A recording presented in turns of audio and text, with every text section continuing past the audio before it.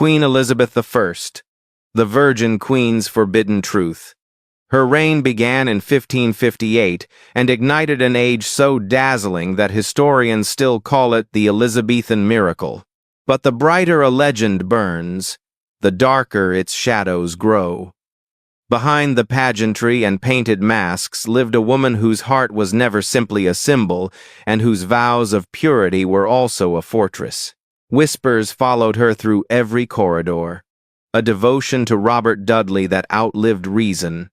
A wife found after a mysterious fall that silenced a household. Pages gone missing from private accounts.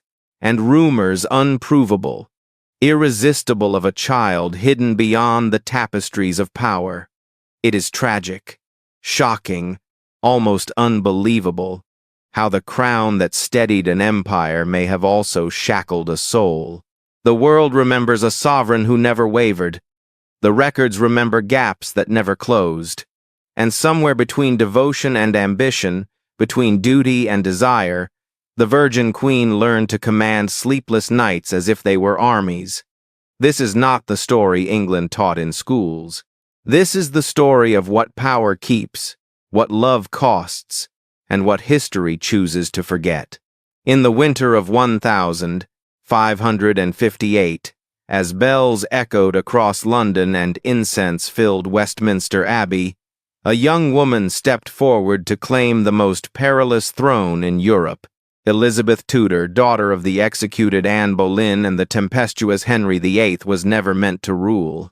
She had been branded a bastard, imprisoned by her own sister, and forced to learn that survival required silence. Yet when she was crowned at 25, the kingdom she inherited was fractured by war, debt, and faith. England needed not a monarch of blood, but of will. Her reign would become an age of brilliance. Shakespeare's words, Drake's voyages, the defeat of the Spanish Armada. Painters gilded her image in gold leaf, priests praised her as God's chosen, and courtiers bowed before the Virgin Queen. But that title repeated in sermons and sonnets was more than reverence. It was a cage. To remain untouchable was to remain unthreatened. Marriage meant surrendering the throne to a husband's power, and love, for a queen, was treason wrapped in silk. So Elizabeth wore armor made of restraint. She smiled at her council, hid her heart behind diplomacy, and turned the art of solitude into a weapon of rule. Yet, among the glittering courtiers, one man would defy that distance, Robert Dudley, her oldest friend, and perhaps her most dangerous secret. When Elizabeth ascended the throne, Robert Dudley was already there, not as a stranger of court, but as a childhood companion who knew the frightened girl before she became a queen. Handsome, ambitious, and endlessly charming, Dudley became her master of the horse, the one man allowed to touch her hand without scandal. They rode together at dawn, laughed in private chambers, and exchanged glances that no courtier dared interpret aloud. To England, it was admiration. To the council, it was danger. In 1560, tragedy struck. Amy Robsart, Dudley's young wife, was found lifeless at the foot of a staircase, her neck broken. The coroner called it an accident, yet whispers said otherwise. Some believed Dudley plotted it to free himself for the Queen. Others murmured that Elizabeth's desire had turned deadly. The scandal nearly consumed them both. Elizabeth distanced herself publicly, but never severed their bond. Letters reveal she grieved when he remarried, and when he died decades later, she locked herself in her chamber, clutching the last note he sent, signed simply, "Your humble and faithful servant." Amy's death became one of the first great mysteries of Elizabeth's reign. She had been ill, confined to bed, and feared her husband's ambition more than any sickness. On that September morning, she dismissed her servants to attend a fair and was never seen alive again. Her fall marked not just her end, but the beginning of Elizabeth's shadowed legend. History gave her no voice, only a question that echoes still. Who benefits most when love becomes scandal? Decades later, among the papers of diplomats and priests, strange reports appeared. A Spanish envoy wrote of a secret pregnancy concealed for the safety of the realm. A monk claimed a boy had been spirited away to France, bearing the Queen's likeness in his eyes. None of these tales were proven. The archives of the Privy Council are silent. Certain pages from Elizabeth's private journals are missing. But speculation, once born, never dies. It feeds on absence. And Elizabeth's life was full of absences, a marriage that never came, a family that never was, a truth that may never be known. Her strength was undeniable. She outwitted kings, defied assassins, and turned her court into the theater of a nation's rebirth.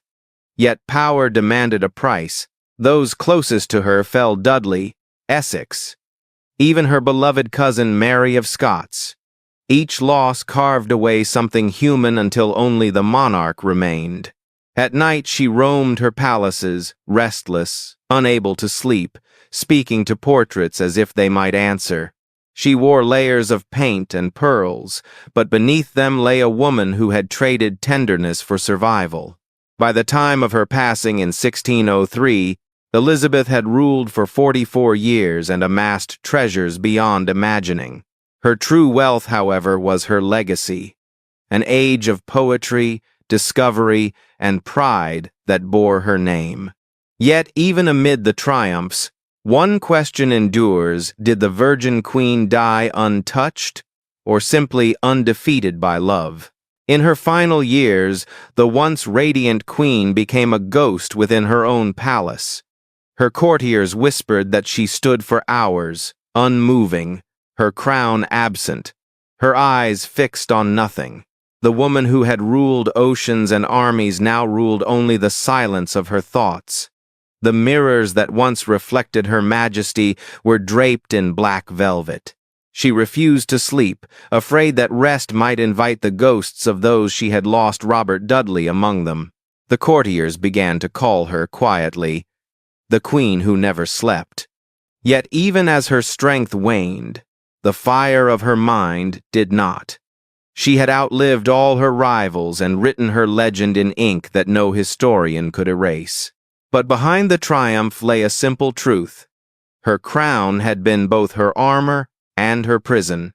Power had granted her immortality, but denied her peace. When she finally passed in 1603, alone and wordless, England wept not only for the monarch, but for the woman they never truly knew. For centuries, her image has gleamed in portraits, untouchable and pure. But look closer, and the paint begins to crack. Beneath the gold, there is flesh. Beneath the title, there is loneliness. And beneath the legend, there is a woman who dared to love in a world that forbade her to feel. History remembers her as the Virgin Queen, the sovereign who turned solitude into power and silence into legend. Yet the truth that lingers behind her crown is far more human, far more haunting. Was Elizabeth's purity the source of her strength, or the veil that hid her deepest secret? The records may never confess, but the shadows of her reign still whisper of love, loss, and the forbidden heart of a queen who ruled the world but could never rule her own fate. If you believe that the past still hides its secrets in candlelit corridors, stay with us. The story of fame and shadows is far from over. Another legend, another untold truth, awaits in the next chapter. Because behind every crown, every spotlight, and every legend, there is always a shadow waiting to be seen.